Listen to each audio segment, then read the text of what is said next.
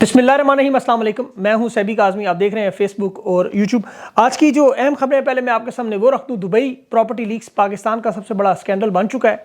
इस वीलॉग में मैं तमाम जो पार्टियां, इनके लोग, उनकी तफसीलात रखूँगा। बहुत सी ऐसी चीज़ें जो शायद अभी मीडिया में नहीं आई, ऐसे लोगों के नाम आप दंग रह जाएंगे, क्योंकि जो मालूमात अब सामने आ रही हैं वो अरब अमारात की सिर्फ एक रियासत की आई हैं। याद रखें, अरब अमारात में 7 रियासतें हैं। आपने सिर्फ दुबई का सुना है, और ये रकम 12 अरब डॉलर नहीं, ये 20 अरब डॉलर है। 2 साल की ये सिर्फ वारदात है। जो असल वारदात है वो 1992 से 2018 तक भी हो चुकी है। तहरीक इंसाफ के लोग कितने शामिल हैं, नून लीग के लोग कितने शामिल हैं, एस्टेब्लिशमेंट के लोग, जो फौज के साबिक अदलिया के कारोबारी लोग, और इसमें असल कानून क्या है। और इसके साथ जो अहम बात, अभी अलीमा खान के हवाले से बड़ी अहम ट्वीट इमरान खान की जान के हवाले से। अडियाला जेल से रात को इमरान खान के अचानक अमले के गार्ड्स को तब्दील किया गया, मुलाकातें रोकी गई। आज खान के तमाम केसेस मनसूख किए गए। अडियाला में जो पेशी है वो मनसूख हुई। उसके अलकादिर ट्रस्ट है, साइफर की अपील है। तोशा खाना मुकदमात की समाअत में चीफ जस्टिस आमिर फारूक ने तमाम मुकदमात की काज लिस्ट मनसूख की। चेंबर वर्क में बगैर किसी वजह के मुलतवी कर दिया। वो मैं तफसील आपके सामने रखता हूँ। अलकादिर 190 मिलियन की जो समाअत थी वो सबसे अहम थी, जिसे अडियाला जेल में मुलतवी करने की वजह कल इमरान खान की पेशी, आपको पता है सिक्योरिटी खदशात का बहाना है। और सेशन अदालत में इद्दत निकाह पर भी जो सलमान अकरम के जो आज बड़े अहम दलाइल थे, और खावर मानिका का वकील राजा रिजवान अब्बासी वो भी 15 दिन के लिए बैरून मुल्क भाग रहा है। और इसके अलावा जो अहम मामला, तहरीक इंसाफ एस्टेब्लिशमेंट को मुज़ाकरात पर कैसे मजबूर कर सकती है। खान के आसाब ये बाजी जीते हुए हैं। और DJSPR की प्रेस कॉन्फ्रेंस के बाद तहरीक इंसाफ का जो सख्त मौक़िफ़ जो पिछले 2 साल में नहीं हुआ, उसके बाद अभी तक इन पर क्रैकडाउन भी नहीं हुआ। रहनुमा जो खुलकर इजहार कर रहे हैं, इन पर कोई इल्ज़ाम नहीं लग रहा कि इस्टेब्लिशमेंट के साथ मिले हुए हैं, या इन्हें कोई गिरफ्तार नहीं कर रहा। इस्लामाबाद से अभी अहमद फराद इनकलाबी शायर हैं, उन्हें भी अगवा कर लिया गया। और इसके साथ जो ड्रोन हमले पर अमरीकी दफ्तर खारजा की प्रेस कॉन्फ्रेंस में उन्होंने इनकार करते हुए पेंटागन पे मामला डाल दिया, मामले से बचने की कोशिश की। लेकिन पाकिस्तान के लोग सबसे पहले अलर्ट हो जाए। अलीमा खान ने जो बड़ी खुलकर ट्वीट की, कोशिश होगी आज उनसे इंटरव्यू भी करूँ। ये जो इस वक्त आपको पता है कब्ज़ा ग्रुप है, ये खौफ में है, लालच में है, खान की ज़िंदगी को ख़तरात लाहक हैं। अवाम के रद्द अमल से निमटने के लिए ये लोग अब तैयारी कर रहे हैं, वक्त हासिल कर रहे हैं। तहरीक इंसाफ के अंदर जो लीडरशिप है वो खान की जगह लेने के लिए ज़ाहिर है लोगों को भी तैयार कर रहे हैं बैकअप में। और पाकिस्तान की कौम ने अगर होश ना ली इस वक्त, तो मुस्तकबिल वही होगा आपके बच्चों का जो कांगो में, रवांडा में, यमन में, सोमालिया में, अफ्रीका के ममालिक में। अलीमा खान ने मुलाकात के बाद ये भी बता दिया कि आधी रात को किस तरह इमरान खान के सिक्योरिटी गार्ड्स बदले गए, और मंगल को जो उनकी मुलाकात थी अलकादिर केस को भी कैंसिल किया गया। और ये बड़ी साजिश कर रहे हैं ये। इन्हें पता है कि इमरान खान की सुप्रीम कोर्ट में कल पेशी है, वीडियो लिंक है, और हुकूमत ये रिपोर्ट दे रही है कि जी मियाँ वाली, DG खान, रावलपिंडी और अटक जेल जो है वहाँ सिक्योरिटी थ्रेट्स हैं। अब वेब कैमरे के अंदर से दहशतगर्दी कैसे घुसेगी, इंटरनेट की तारों के अंदर कोई मुजाहिद कैसे घुस जाएगा, ये नौटंकियाँ हैं। असल मामला तहरीक इंसाफ की क़यादत को ये जवाब देना चाहिए अवाम को।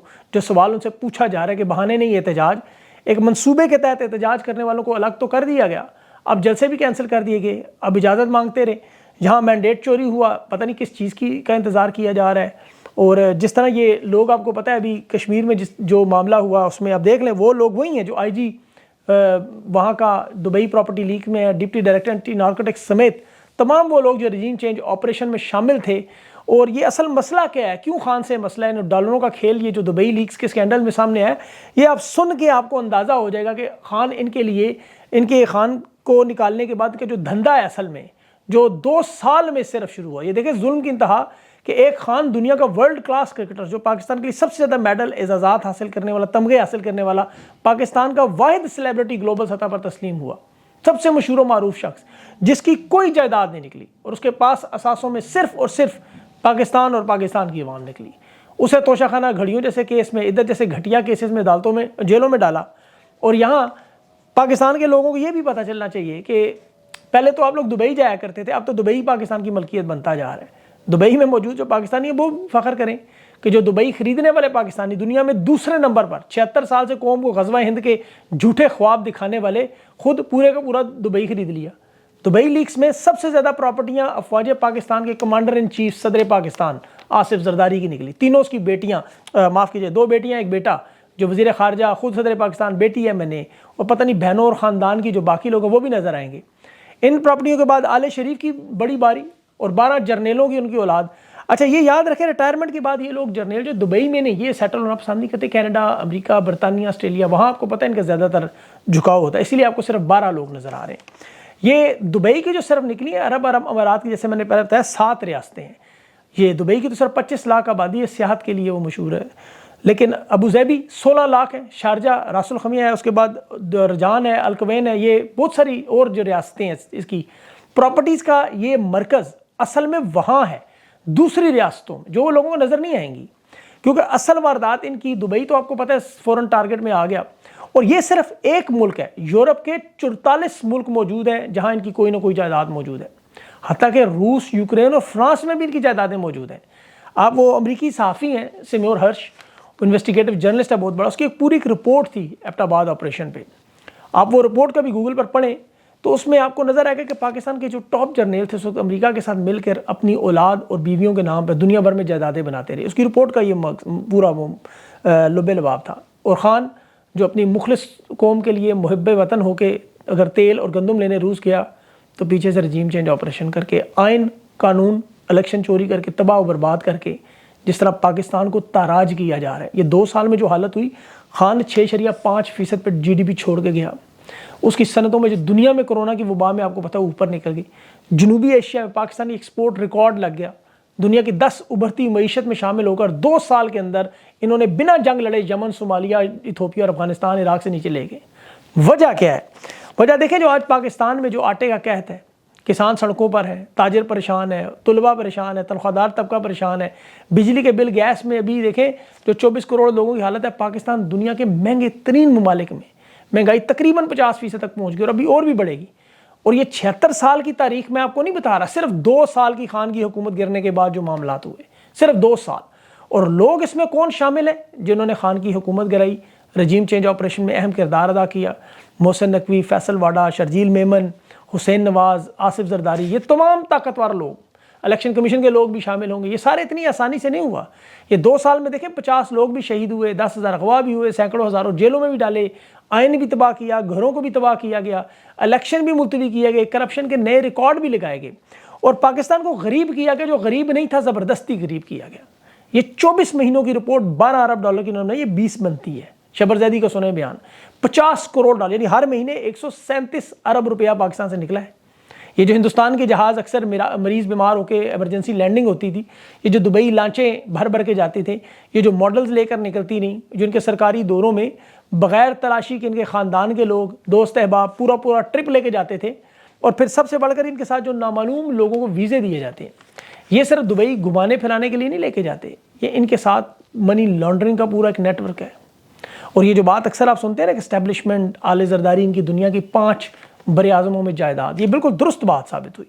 ابھی دیکھیں دنیا میں لوگ پھیلے ہوئے ہیں، ابھی امریکہ کے اندر بھی ان لوگوں کے شاپنگ سینٹرز ہیں، بڑی بڑی عمارتیں ہیں لندن میں. یہ پاکستان کو مل کر 76 سال سے، میں وہ لفظ استعمال نہیں کرنا چاہتا، آپ سمجھ رہے ہوں گے کیا کر رہے ہیں، پورے کے پورے گینگ مل کے کر رہے ہیں پاکستان کے ساتھ. اور اس کی آپ کو یقین کریں، آپ کانوں کو ہاتھ لگائیں ان کی اگر وارداتیں سنیں. جنرل باجوہ 6 سال صرف رہا، اور اس کی بیوی کے بارے میں جو احمد نورانی صاحب کی رپورٹ تھی کہ 6 سال پہلے کچھ بھی نہیں تھا، 6 سال بعد ان کے پاس 2.5 ارب. ان کی بہو شادی کے وقت کسی بھی اثاثے کی مالک نہیں تھی، لیکن شادی کے 2 ہفتوں کے بعد وہ بھی 1.5 ارب کی مالک. اور خود باجوہ صاحب کی، احمد نورانی کی جو رپورٹ ہے فیکٹ فوکس پہ بھی پڑی ہوئی ہے کہ 12 ارب سے زیادہ کی لوٹ مار انہوں نے کی، جو ہندوستان کے چینلز تک نشر ہوتی رہی. باجوہ صاحب کے بعد سابق ایئر مارشل جنرل ریٹائرڈ فاروق، جنرل انیس باجوہ، جنرل ریٹائرڈ غضنفر، راجہ عارف، مطلب ان کی ایک پوری نام، ایئر مارشل شاہد لطیف ہیں، جنرل مشرف کا نام تو ظاہر ہے ہی ہے، سابق کور کمانڈر لاہور وہ بھی، چیف لاجسٹک سٹاف GHQ وہ بھی، فلسطین میں پاکستان کے سفیر رہے ہیں وہ بھی، یہ سارے وہی ہیں. ان کی جو پینشن، ریٹائرمنٹ فنڈ میں بھی 4 ارب کا، اسٹاک ایکسچینج میں جو سرمایہ، یہ جو آپ کو اسٹاک ایکسچینج ایک دم اوپر جاتی نظر آتی ہے، یہی وہ لوگ ہیں جو پیسے اوپر نیچے کرتے ہیں، شیئرز کو اوپر نیچے کرتے ہیں. اور دبئی لیکس کے علاوہ ان سب کے نام پنڈورا لیکس میں آف شور کمپنیاں بھی ان کی ہیں. جنرل احتشام ظہیر صاحب کا بھی نام ہے، پرویز مشرف کے دور میں یہ ISI کے پولیٹیکل ونگ ایس کے، آپ کو پتہ ہے سیکشن ایکس کے سربراہ بھی رہ چکے ہیں، DGC بھی رہ چکے ہیں.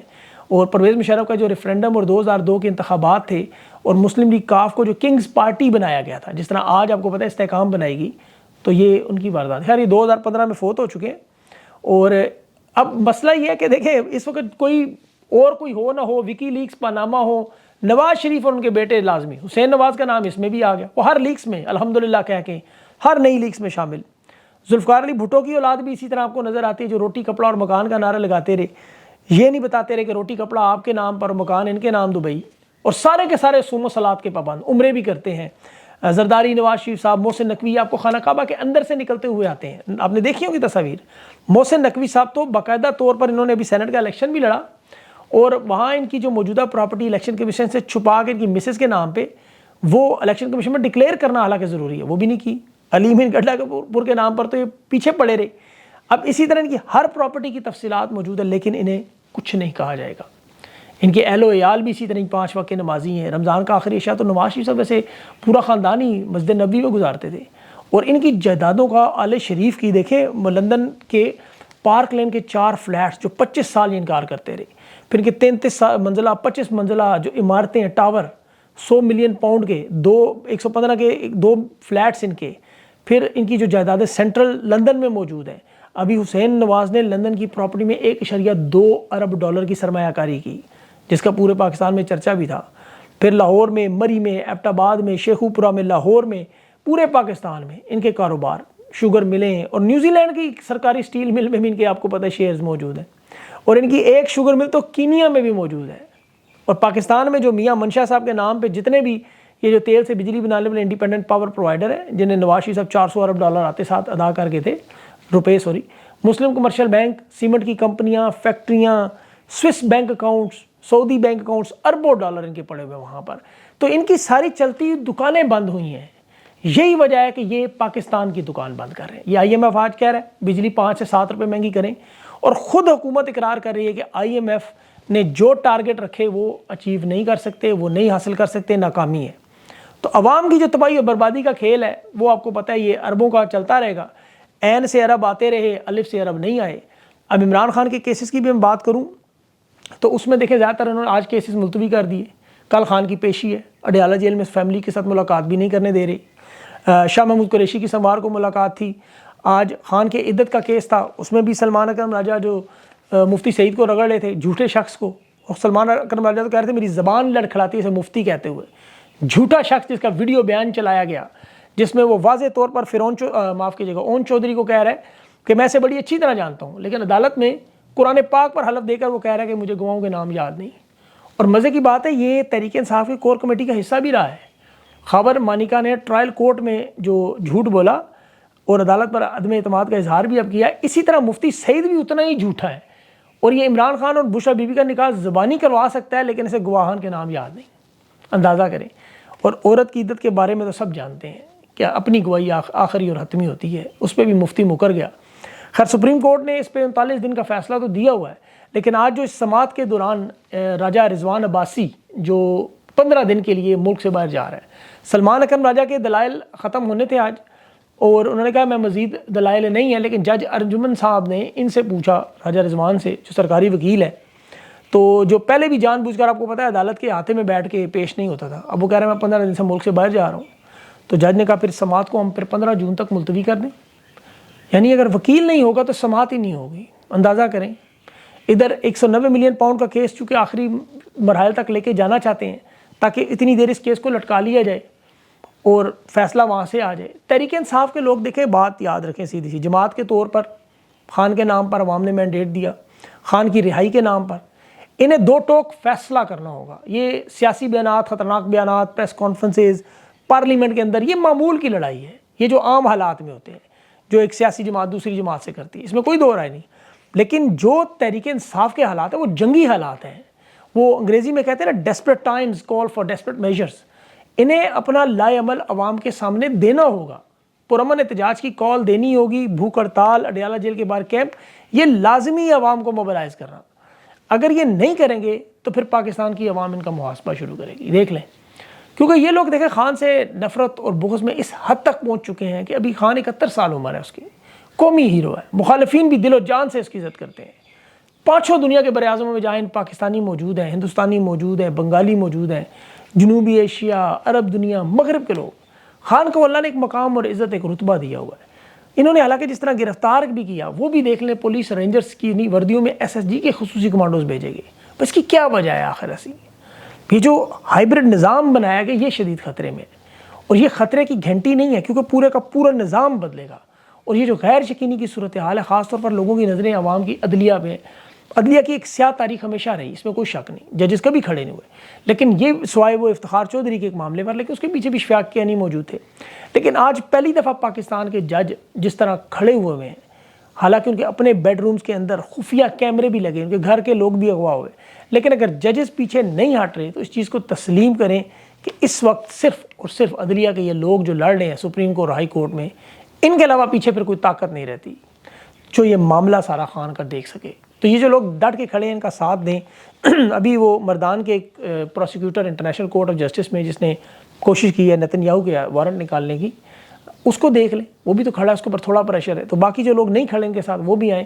تحریک انصاف کو بھی فیصلہ کرنا ہوگا، یہ فیصلہ کن مراحل میں جا رہا ہے معاملہ، کیونکہ جو ڈیٹ قریب آئے گی 30 جون کی، ان کے اوپر دباؤ بڑھے گا اور باہر سے امریکی پریشر بھی آپ کو پتہ ہے آئے گا ابھی، اور یہ ساری چیزیں اکٹھی ہوں گی، اس لیے انہیں چاہیے کہ جلدی جلدی اپنا لائے عمل بنا کے ایک پریشر ڈیولپ کریں، ایک پرامن انداز میں اپنا لائے عمل عوام کو دیں تاکہ لوگ مطمئن ہوں، لوگ ان سے پیچھے ہٹتے جا رہے ہیں۔